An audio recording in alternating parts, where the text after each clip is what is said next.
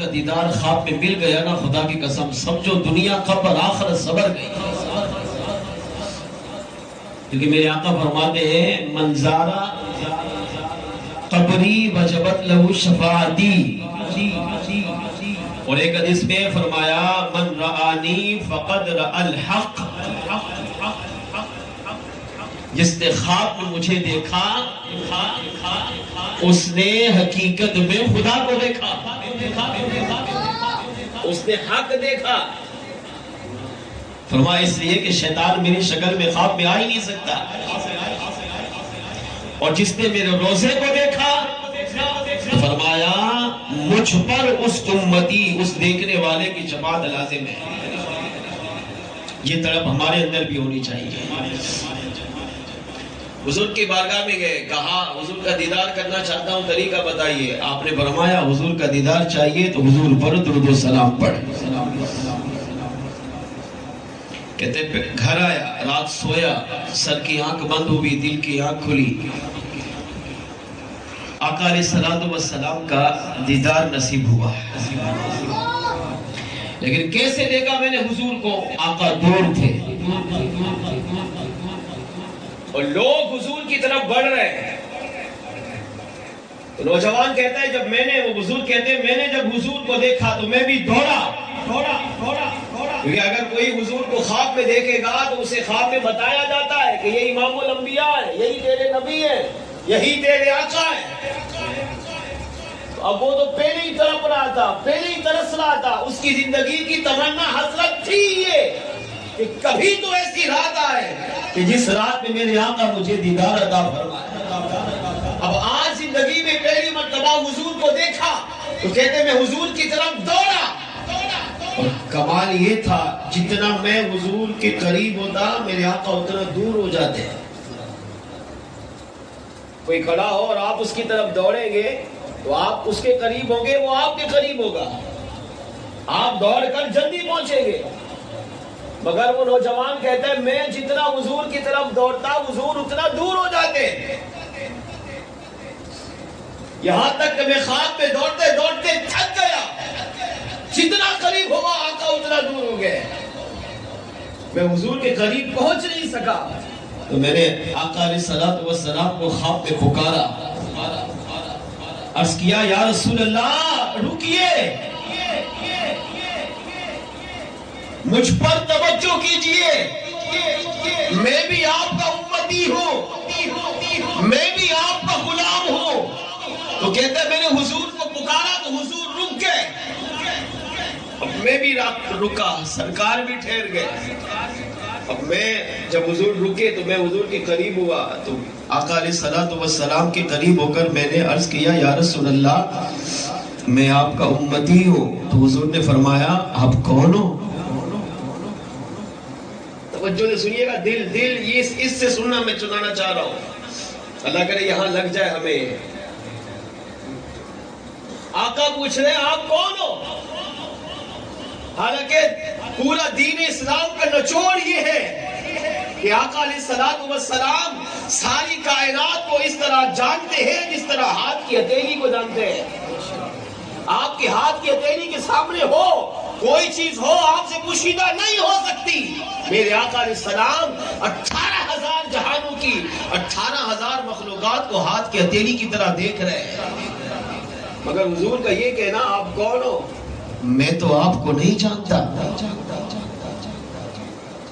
یہ لگنے دل پہ لگنے والی بات ہے یہ کہ وہ آقا جو زمین کے تہ کے اندر بھی رہنے والی مخلوق کو جانتے ہیں مگر زمین کے اوپر چلنے والے امتی سے کہہ رہے ہیں میں آپ کو نہیں جانتا، میں آپ کو نہیں پہچانتا. وہ کہتے ہیں میں تڑپ گیا، میں گر پڑا، حضور کے قدموں میں رو پڑا. یا رسول اللہ آپ تو ساری کائنات کو جانتے ہیں مگر آپ مجھے کہہ رہے ہیں میں تمہیں نہیں جانتا. ارشاد فرمایا ہاں میں تمہیں نہیں جانتا. کیوں؟ اس لیے کہ تو مجھ پر درود نہیں پڑھتا، تو مجھے یاد نہیں کرتا. تو میرا امتی تو ہے، میری امت میں شامل بھی ہے مگر تو نے کبھی مجھے درود و سلام پڑھ کر یاد کیا ہی نہیں. یہ کہا اور میرے آقا تشریف لے گئے. کہتے ہیں جب میری آنکھ کھلی تو میں اپنے بستر پہ رو رہا تھا. میری داڑھی آنسو سے تر ہو گئی. میں بزرگ کے بارگاہ میں گیا, انہیں اپنا خواب سنایا. بزرگ نے میرا خواب سنا, رونے لگے. فرمایا نوجوان اگر چاہتا ہے کہ حضور کی غلامی میں آقا تجھے قبول کرے, حضور تجھے اپنی نظروں میں رکھے, حضور بھی تمہیں اپنے عاشقوں جیسا غلام بنائے, تو اس کا ایک ہی طریقہ ہے کہ اٹھتے بیٹھتے چلتے پھرتے اپنے آقا علیہ السلام پر درود و سلام پڑھنے کی عادت بنائے. اب یہ کہتے ہیں میں نے روزانہ 100 مرتبہ درود و سلام پڑھنے کی عادت بنائی. کتنی؟ 100 مرتبہ. اور سب سے چھوٹا درود کیا؟ صلی اللہ علی محمد. 2-3 سیکنڈ لگتے ہیں. 100 دفعہ پڑھیں گے تو 5 منٹ بھی نہیں لگیں گے. مگر سنیں فائدہ کیا ہے اس کا. ہزاروں دفعہ نہیں پڑھا. کہتے ہیں میں نے عادت بنائی کہ رات کو تب تک نہیں سوؤں گا جب تک اپنے آقا علیہ السلام پر درود و سلام نہ پڑھوں. اب میں نے روزانہ حضور پر درود و سلام پڑھنے کی عادت بنا لی. روزانہ حضور پر درود و سلام ایک مخصوص تعداد میں پڑھ کر سو جاتا. وہ کہتے ہیں روزانہ یہی دعا کرتا کہ کاش کوئی رات ایسی آئے کہ میرے آقا اب مجھے دوبارہ دیدار عطا کرے اور میں حضور کی بارگاہ میں قبول ہو جاؤں. وہ نوجوان کہتا ہے اسی تمنا میں, اسی طلب میں, اسی خواہش میں, اسی پیار میں, اسی محبت و عقیدت میں نے درود و سلام پڑھنے کی عادت بنائی. کچھ بھی ہو جائے, چاہے بیماری ہو, چاہے صحت ہو, چاہے گرمی ہو, چاہے سردی ہو, چاہے مالداری ہو, چاہے خوشحالی ہو, چاہے غریبی ہو, چاہے محتاجی ہو, کسی بھی حالت میں میں نے درود و سلام کو چھوڑا نہیں. روزانہ مخصوص تعداد میں درود و سلام پڑھ کر سو جاتا. وہ کہتے ایک رات ایسی آئی میری سر کی آنکھیں بند ہو گئی, دل کی آنکھیں کھلی. میں نے کیا دیکھا؟ میرے آقا, وہی آقا جن پر میں صلاۃ و سلام کرتا تھا, جن سے محبت کرتا تھا, جن سے پیار کرتا تھا, جن سے عقیدت رکھتا تھا, وہی آقا مجھے مبارک دینے کے لیے میرے گھر میں تشریف لائے. اور حضور کی آمد کی برکت سے میرا گھر خوشبو سے بھی معطر ہو گیا, اور حضور کی آنے کی برکت سے میرا گھر نور سے بھی منور ہو گیا. وہ کہتے جب حضور میرے گھر آئے, میرے آقا علیہ السلام کی آمد کی برکت سے میرا گھر جگمگ ہو گیا, روشن ہو گیا. میں حضور کے قدموں میں گرا. اب قریب تھا کہ میں حضور کی بارگاہ میں کچھ عرض کروں. میرے آقا علیہ السلام نے میری زبان پر فریاد لانے سے پہلے ہی فرمایا میرے امتی تو روزانہ میری ذات پر کیونکہ مخصوص تعداد میں درود و سلام پڑھتا ہے, اس کی برکت سے اب ہم تجھے جانتے بھی ہیں, تجھے پہچانتے بھی ہیں, اور تجھے مبارک دینے آئے ہیں کہ قیامت کے دن تیری شفاعت کر کے تجھے جنت میں بھی داخل فرمائے.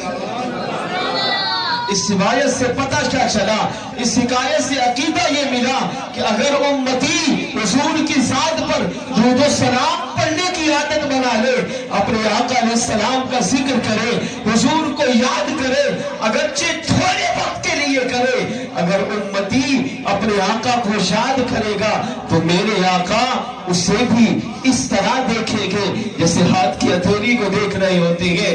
حضور اسے بھی اپنے عاشقوں میں قبول کر لیں گے. میرے آقا اسے جانتے بھی ہیں, پہچانتے بھی ہیں, اور کرم فرمائے تو اس کی شفاعت فرما کر اسے جنت میں بھی داخل فرمائے. میں اور آپ غور کریں کہ 18,000 جہانوں کی 18,000 مخلوقات کو میرے آقا جانتے ہیں. کہ کبھی میں نے اور آپ نے اپنے آپ سے پوچھا کہ حضور مجھے بھی جانتے ہیں؟ کہ میں نے اپنے آپ کو اس قابل بنایا کہ میرے آقا مجھے بھی پہچانتے ہیں؟ میرے آقا جس طرح انبیاء, اولیاء, صحابہ, اہل بیت, علماء, شہداء, صدیقین, صالحین, عاشقوں کو اپنی نگاہوں میں رکھتے ہیں, ان پر کرم فرماتے ہیں, کیا آقا مجھے بھی رکھتے ہیں؟ اپنے آپ سے پوچھیں. ہمارا اپنا ضمیر ہی جواب دے گا کہ حضور ہمیں جانتے ہیں پہچانتے ہیں یا نہیں. امت میں ہے اگر چاہتے ہیں کہ حضور کی نظر کرم دنیا میں بھی رہے، قبر میں بھی رہے، آخرت میں بھی رہے، اور بھی بہت سارے اعمال ہیں، مگر ایک بہترین عمل حضور پر درود و سلام پڑھنا ہے. آج کی محفل سے یہ نیت لے کر اٹھے کہ میں یہ میلاد کا مہینہ اپنے نبی پر درود و سلام پڑھتے ہوئے گزاروں گا. ایک بات پہ بھی عمل کر لیا نا تو یہ مزار خان جامع صاحب کی محنت بھی رنگ لائے گی، فیض محمد صاحب کی قبر انشاءاللہ جنت کا باغ بنے گی، اور میری اور آپ کی زندگی بھی سنور جائے گی. آئیے مل کر محبت و عقیدت کے ساتھ بارگاہ رسالت میں درود پاک کا نذرانہ پیش کیجئے. الصلاة والسلام علیک یا سیدی یا رسول اللہ. الصلاة والسلام علیک یا سیدی یا حبیب اللہ. الصلاة والسلام عليك يا سيدي يا شفيع المذنبين وعلى آلك وأصحابك يا سيدي يا خاتم النبيين. مل کے باواز بلند کوئی لب خاموش نہ رہے. صلی اللہ علیہ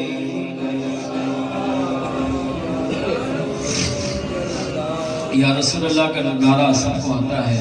2-3 اشعار پڑھتا ہوں. یا رسول اللہ کی صدا سب نے اول تاخیر لگانی ہے. مل کے باواز بلند صلی اللہ علیہ یا رسول اللہ وسلم علیہ.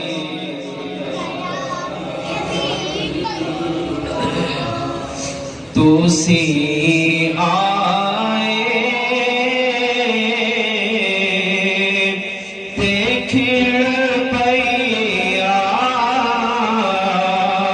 بہار آیا رسول اللہ. شروع سے لے کر آخر تک یا رسول اللہ کی صدا آنی چاہیے. تو سی آئے دیکھڑ پیا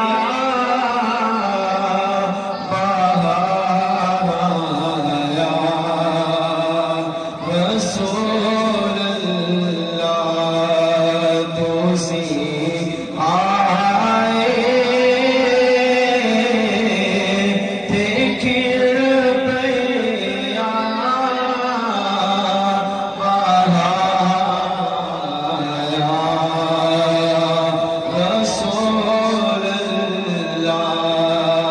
دیدادہ چین پایا بے قرار آیا رسول اللہ. دیدادہ چین پایا بے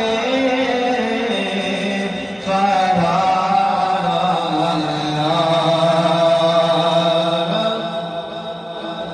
تو سی آئے دیکھڑ پیا بہار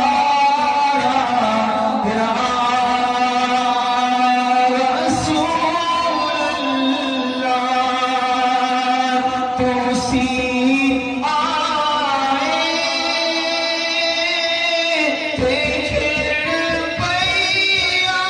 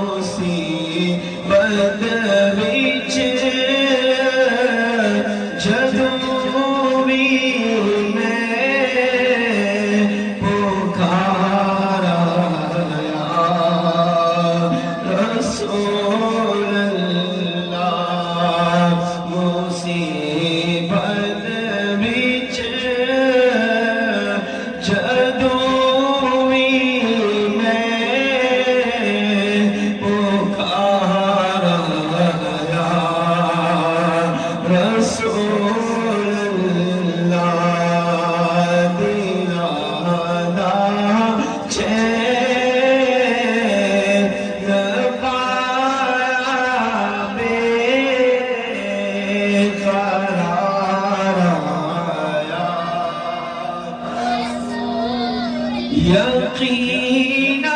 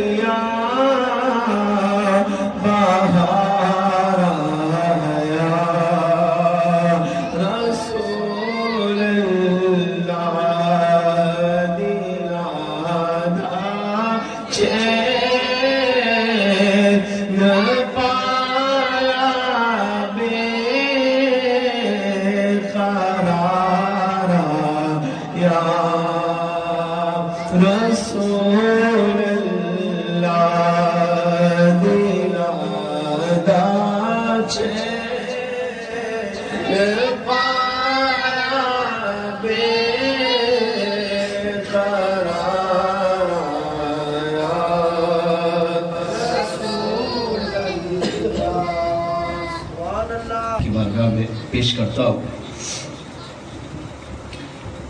توجہ میری طرف رکھیں گے تو انشاءاللہ اگر میں یہ کہوں کہ 1000 سوالوں کا ایک ہی جواب ہے تو غلط نہیں ہوگا. اور حدیث پاک عرض کر کے انشاءاللہ فاتحہ کی طرف بڑھتے ہیں.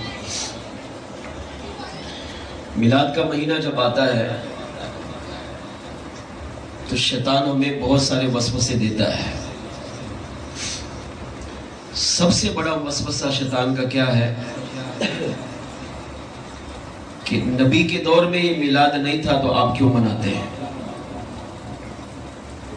مثال کے طور پر آپ نے جھنڈا لگایا تو اب یہ وسوسہ آئے گا نبی کے دور میں جھنڈا نہیں تھا آپ نے کیوں لگایا. آپ نے لائٹنگ لگائی تو اب یہ وسوسہ آئے گا نبی کے دور میں لائٹنگ نہیں تھی آپ نے کیوں کی. آپ نے یہ مزار خان صاحب نے میلاد کی محفل سجائی تو اب یہ وسوسہ شیطان پھیلائے گا نبی کے دور میں تو ایک کو سوٹ نہیں تھا نبی کے دور میں تو اس طرح محفلیں نہیں ہوتی تھی آپ نے کیوں کی. آپ کل 12 ہے آپ جلوس میں جائیں گے تو شیطان یہ وسوسہ دے گا نبی کے دور میں تو یہ جلوس نہیں تھا کیوں شرکت کی. ٹائم ضائع کیا فالتو گئے کسی قسم کا کوئی ثواب نہیں ہے ناجائز ہے حرام ہے گناہ ہے شرک ہے بدعت ہے وغیرہ وغیرہ. ان سارے سوالوں کے ہزاروں جواب ہیں. قرآن میں بھی ہے حدیث میں بھی ہے اور 1400 سالہ جو تاریخ گزری ہوئی ہے یہ ساری تاریخ میلاد کے ثبوت سے بھری ہوئی ہے. ہمارے علماء اہل سنت الحمدللہ مستند جو علماء ہیں اللہ ان کو سلامت رکھے وہ میلاد کے مہینے میں دھوم دھام سے اپنے نبی کا ذکر اپنے نبی کا میلاد پڑھتے پڑھاتے سنتے سناتے ہیں. مگر ایک حدیث میری طرف میں نے پہلی دفعہ پڑھی مجھے بہت اچھی لگی. اس حدیث کے اندر ان تمام اعتراضات کے جوابات ہیں اور مزے کی بات یہ ہے کہ یہ حدیث مستند ہے اس کو کوئی جھٹلا نہیں سکتا. اور دوسری بات یہ ہے کہ یہ جو اس حدیث میں کام کیا گیا ہے یہ وہ کام ہے جو نبی کے دور میں نبی کے سامنے نبی سے پوچھے بغیر ہوا. آپ کہتے ہیں نبی نے تو جھنڈا نہیں لگایا تو آپ کیوں لگا رہے ہو؟ صحابہ نے تو جھنڈا نہیں لگایا آپ کیوں لگا رہے ہو؟ صحابہ نے تو میلاد نہیں منایا آپ کیوں منا رہے ہو؟ صحابہ نے تو اس طرح کی محفلیں نہیں سجائی آپ کیوں سجا رہے ہو؟ ان تمام باتوں کا نچوڑ کیا نکلتا ہے کہ جو کام نبی کے دور میں نہیں ہوا وہ بعد میں نہیں کرنا چاہیے. یہ سیدھا سیدھا شیطان کا ایک وسوسہ ہے. جو کام نبی کے دور میں نہیں ہوا، مثال کے طور پر نبی کے دور میں یہ تیجا 10واں 40واں برسیاں نہیں تھی تو آپ کیوں کرتے ہو؟ نبی کے دور میں یہ میلاد، یہ 11ویں یہ 12ویں یہ جلسے جلوس یہ جھنڈیاں یہ لائٹیں نہیں تھی آپ کیوں کرتے ہیں؟ تو مطلب یہ کہ جو کام نبی کے دور میں نہیں تھا اگر وہ بعد میں کوئی کر لے مسلمان تو اب اس کام کو کیا سمجھتے ہیں؟ ناجائز، حرام، گناہ، شرک، بدعت. اب یہ جو حدیث میں سامنے آپ کے پیش کر رہا ہوں پوری توجہ میری طرف رکھیں گے. آپ بھی پہلی دفعہ سنیں گے، میں بھی پہلی دفعہ بیان کر رہا ہوں اور اللہ کرے یہ ہمارے دل میں اتر گئی تو میں ممبر رسول پر بیٹھ کر یہ دعویٰ کر رہا ہوں کہ مرتے دم تک اگر یہ حدیث آپ کو یاد رہی تو شیطان کوئی بد مذہب، کوئی بد عقیدہ، کوئی بھی منافق، کوئی بھی رافضی، خارجی، تفضیلی، ناسبی آپ کو گمراہ نہیں کر سکے گا. اس کو یاد رکھنی ہے. اور یہ وہ کام ہے جو نبی کے دور میں ہوا، نبی کے سامنے ہوا، نبی کے پوچھے بغیر ہوا. جیسے اب ہم یہ میلاد کر رہے ہیں تو نبی سے پوچھے بغیر کر رہے ہیں، نبی کے سامنے نہیں کر رہے ہیں، نبی کے بعد کر رہے ہیں. تو اب یہ وسوسے دلا کر ہمیں ان چیزوں سے، نیک اعمال سے روکا جاتا ہے. پہلے شریعت کا اصول سمجھ لیں. شریعت کا اصول یہ ہے، یہ شیطان کا اصول ہے. کون سا؟ جو کام نبی کے دور میں نہیں تھا بعد میں کریں گے تو وہ گناہ. ایسا نہیں ہے. شریعت کا اصول یہ ہے کہ ہر وہ کام جس کو اللہ اور اس کے رسول نے منع نہیں کیا وہ کام جائز ہے تو آپ کر سکتے ہیں، چاہے وہ قرآن میں نہ ہو، چاہے وہ حدیث میں نہ ہو، چاہے یہ پچھلی 1400 سالہ تاریخ میں بھی وہ کام نہ ہو. آپ نے سمجھو ابھی اس سال 2021 جھموٹ کالونی ملنے میں ایک نیا کام شروع کیا. اب وہ اس کام کو اللہ نے منع نہیں کیا، رسول نے منع نہیں کیا، اس کا تذکرہ اگرچہ قرآن و حدیث میں نہیں ہے، 1400 سالہ تاریخ میں نہیں ہے، تو وہ کام بغیر کسی سے پوچھے آپ کر سکتے ہیں. اس پر اللہ آپ کو اجر و ثواب بھی عطا فرمائے گا. یہ شریعت کا اصول ہے. اب اس کا الٹ کیا ہوگا؟ ہر وہ کام جس کو اللہ اور اس کے رسول نے منع کیا وہ نہیں کر سکتے. اب کوئی بھی آپ دیکھ لو میلاد میں لائٹیں ہو، جھنڈے ہو، جلوس ہو، چراغاں ہو، ریلیاں ہو، پرچم کشائیاں ہو، تیجا ہو، فاتحہ ہو، 10واں ہو، برسی ہو، لنگر ہو، کچھ بھی ہو، نیک کام کوئی بھی ہو، آپ دیکھیں اللہ رسول نے منع کیا، نہیں کیا تو بس کریں، پھر کسی کی باتوں میں آنے کی ضرورت نہیں ہے. سنیے یہ حدیث اور ایمان تازہ کیجیے. حضرت سیدنا تمیم داری رحمت اللہ تعالی علیہ صحابی رسول ہیں، آقا علیہ الصلوۃ والسلام کے بہت بڑے عاشق، اس حدیث کے راوی ہیں. انہوں نے مدینے سے سفر کیا اور ملک شام گئے. وہاں مصر میں گئے، شام میں گئے، عراق میں گئے، دورہ تھا ان کا. وہاں جا کر انہوں نے فانوس دیکھے، جیسے آج کل ہمارے یہاں خوبصورت فانوس لٹکائے ہوتے ہیں ڈرائنگ روم کے اندر. وہ ایک ہی فانوس کے اندر بہت سارے مختلف قسم کی بتیاں تھی، چراغاں جس کو کہتے ہیں، روشنی زیادہ ہوتی تھی. مسجد نبوی میں اس وقت چراغ جلتے تھے. یعنی صحابہ جب فجر کی نماز میں یا مغرب کی نماز میں یا عشاء کی نماز میں جب مسجد نبی میں پڑھنے آتے تو وہ چراغ روشن کر کے، روشنی ہوتی تھی تو پھر صحابہ نماز پڑھتے تھے. اب بڑی مسجد ہے تو ظاہر ہے پھر کئی قسم کے چراغ جو ہے وہ روشن کرنے پڑتے تھے. حضور کا زمانہ حضور حیات ہے. तमीम दारी रज़ी अल्लाह तआला अन्हु फरमाते हैं कि मैं मुल्क शाम गया, तो जब बड़े बड़े बादशाहों के दरबार में गया, उनको इस्लाम की दावत दी, तो उनके दरबारों में मैंने फानूस लटके हुए देखे। यूँ समझे कि अगर एक मस्जिद को 100 चिराग मिलकर रोशन कर रहे हैं, वो जो फानूस होता था उसके अंदर चिराग की फिटिंग इतनी खूबसूरत होती थी कि एक फानूस लगा दो वो पूरी मस्जिद को रोशन करता है। अब 100 की जगह एक, जैसे कि आजकल बड़ी बड़ी लाइटें हैं। ये बाजार गए तो इनको अच्छा लगा, अब इन्होंने जाकर एक फानूस को खरीदा। किस नीयत से?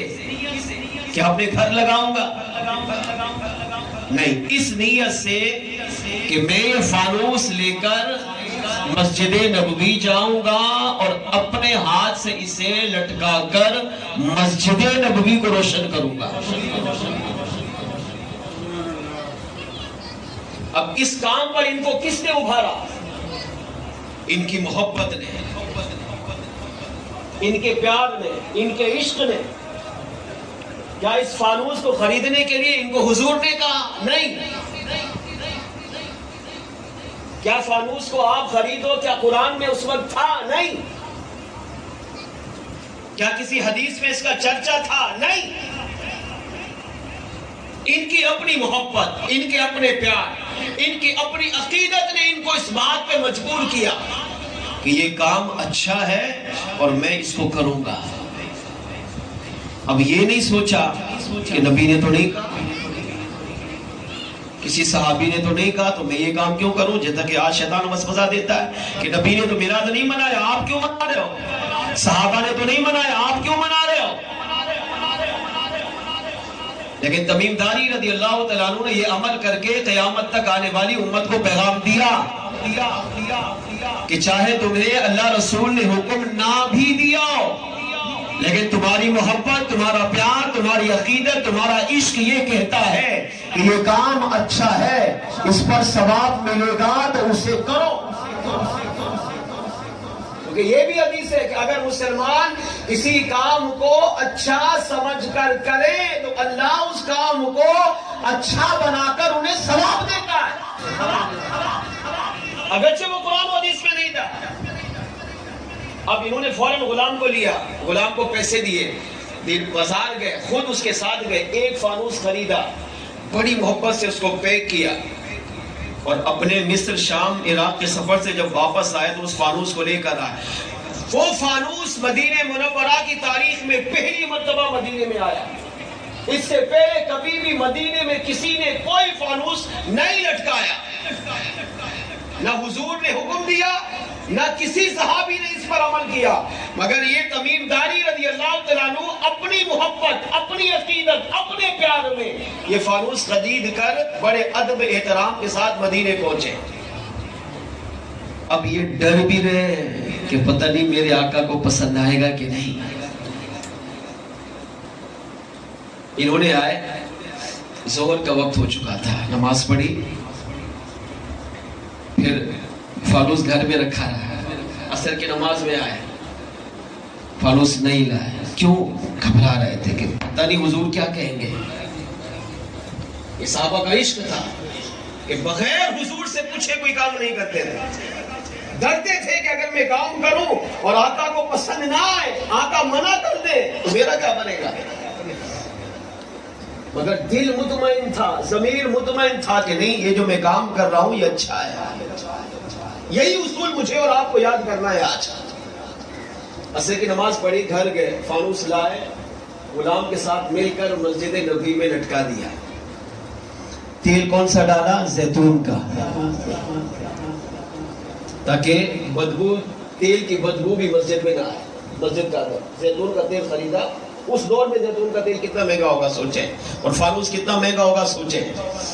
यानी वो फानूस जो बादशाहों के दरबार में लगता था, आज तमीम दारी रज़ी अल्लाह तआला अन्हु पहली मर्तबा फानूस खरीद कर मस्जिद नबी में आकर मगरिब से पहले उसको लटका भी दिया, जला भी दिया। अब पहले 100 चिराग अगर जलते थे और मस्जिद नबी को रोशन करते थे, 100 भी तो बादशाहों के दरबार में होते थे, इक्का दुक्का जलते थे। مگر آج ایک فانوس جلا اور اس کی وجہ سے پوری مسجد نبوی روشن ہو گئی. میرے آقا سنیے آخری بات بڑی دل سے.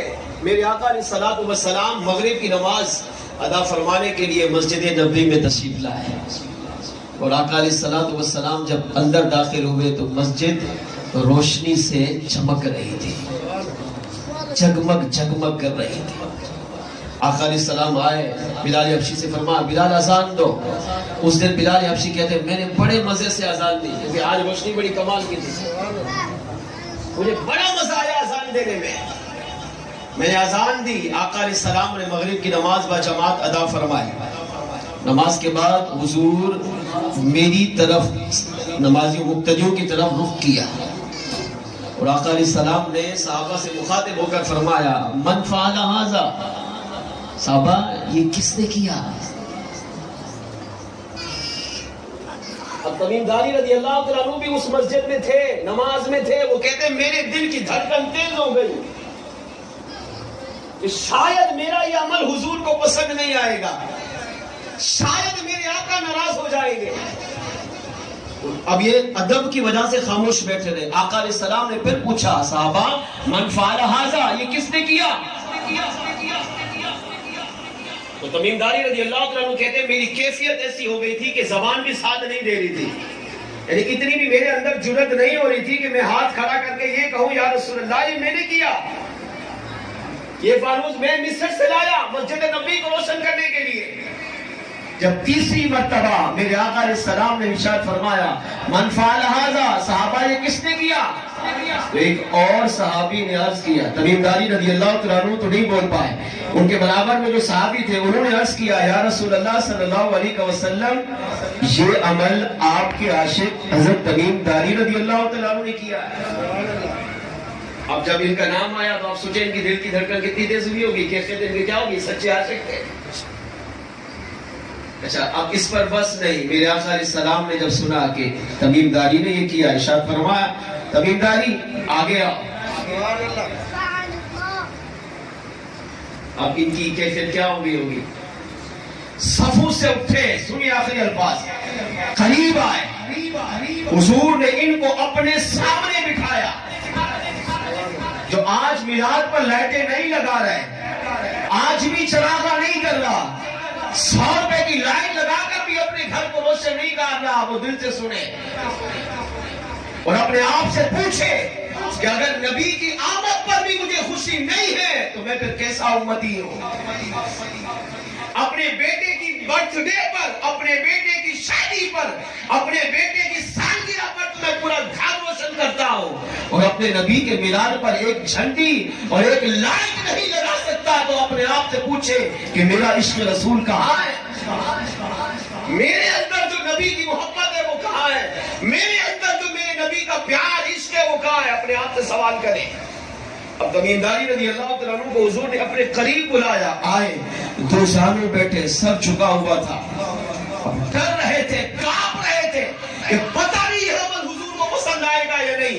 مگر میرے آقا علیہ السلام نے جب اپنے صحابی کی کیفیت کو دیکھا تو پہلے حضور مسکرائے اور مسکراتے ہوئے میرے آقا نے ارشاد فرمایا یا تمیم داری, اے تمیم داری, یہ تو نے عام کام نہیں کیا بلکہ فرمایا نفرت الاسلام, تو نے اس مسجد نبوی میں ایک فانوس کو لٹکا کر بظاہر مسجد نبوی کو روشن کیا ہے, مگر حقیقت میں تو نے میرے اسلام کو روشن کر دیا. اسلام کو روشن کرنا کوئی معمولی بات ہے, اسلام کے اندر سارا دین آ جاتا ہے. میرے آقا نے فرمایا تو سمجھ رہا ہے کہ میں نے یہ فانوس لٹکا کر مسجد نبوی کو روشن کیا, اگرچہ بظاہر مسجد نبوی کو تم نے روشن کیا ہے, مگر فرمایا قد نورت الاسلام, حقیقت میں تو نے اسلام کو روشن کر دیا. مسجد کی روشنی کو میرے آقا نے فرمایا تو نے اسلام کو روشن کیا ہے.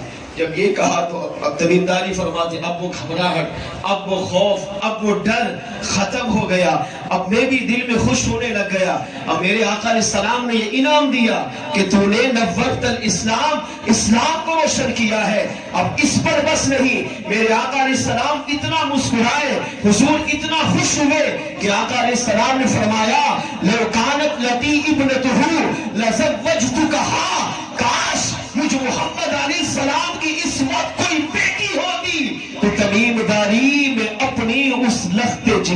نکاح تم سے کر دیتا. نبی کی بیٹی، نبی کی شہزادی، اور وہ بھی کائنات کی مخدومہ ہو کر. نبی کی شہزادی اگر کوئی ہوتی تو آقا فرماتے خواہش کا اظہار کیا، تمنا کا اظہار کیا کہ کاش میری بیٹی اس وقت کوئی ہوتی تو میں اس کا نکاح اس عمل کی خوشی میں اے تمیم داری تجھ سے فرما دیتا. نبی کا خواہش کرنا یہ کم ہے، لیکن اس وقت حضور کی یہاں پہ صاحبزادی نہیں تھی. آقا علیہ السلام نے تمنا کی، مگر وہ صحابہ بیٹھے ہوئے تھے سامنے، سچے عاشق رسول لوگ تھے. ایک صحابی نے جب دیکھا کہ حضور تمنا کر رہے ہیں کہ کاش میری کوئی بیٹی ہوتی تو میں اس کا نکاح تمیم داری سے کر دیتا، تو صحابی کھڑے ہو گئے. اس کے یا رسول اللہ میری بیٹی بھی تو آپ کی بیٹی ہے، ہماری بیٹیاں بھی تو آپ کی بیٹیاں ہیں. اگر آپ کرم فرمائیں تو میں اپنی بیٹی کا اختیار حضور آپ کو دیتا ہوں. آپ چاہیں تو میری لخت جگر کو اپنی بیٹی سمجھ کر اس کا نکاح تمیم داری سے کر کے اپنی خواہش کو مکمل فرما دیں. آقا علیہ السلام نے اس صحابی کی خواہش کو پورا کیا، فرمایا میں نے تمہاری بیٹی کو قبول کیا. حضور نے اپنے صحابی کی بیٹی کو اپنی بیٹی فرما کر اس کا نکاح تمیم داری رضی اللہ تعالیٰ عنہ سے پڑھایا. اس سے کیا سیکھنے کو ملا کہ تمیم داری رضی اللہ تعالیٰ عنہ نے وہ عمل کیا جو اس سے پہلے کسی نے نہیں کیا. حضور کے سامنے کیا، حضور کے دور میں کیا، حضور کی حیات میں کیا، اور ڈر رہے تھے کہ پتہ نہیں حضور کو پسند آئے گا یا نہیں. مگر میرے آقا علیہ السلام نے تمیم داری کے اس عمل پر 2 انعام عطا کیے. ایک اپنی بیٹی کا نکاح کرنے کا ارادہ فرمایا اور صحابی رسول سے اس کی بیٹی لے کر اس کا نکاح ان سے پڑھا کر یہ بھی انعام عطا کیا. اور دوسرا انعام یہ کہ میرے آقا علیہ السلام نے فرمایا قد نورت الاسلام، تو نے اسلام کو روشن کیا.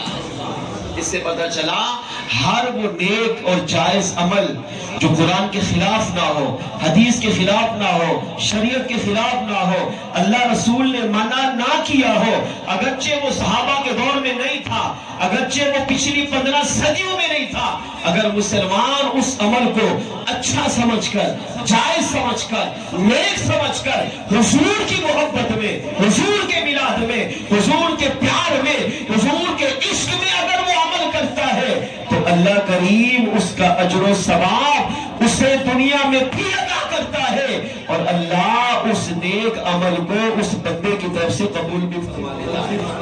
لہذا اپنے محبوب علیہ الصلوۃ والسلام کا میلاد دھوم دھام سے منائیے. آئیے مل کر آخر میں پڑھ لیجئے. نبی کی نعت کی محفل سجانا ہم نہ چھوڑیں گے. شروع سے آخر تک یہ عقیدہ نظرہ لے کر اس کو یاد کر کے اٹھیے اور مل کر پڑھ لیجئے. نبی کی نعت کی محفل سجانا ہم نہ چھوڑیں گے. نعرہ یا رسول اللہ لگانا ہم نہ چھوڑیں گے.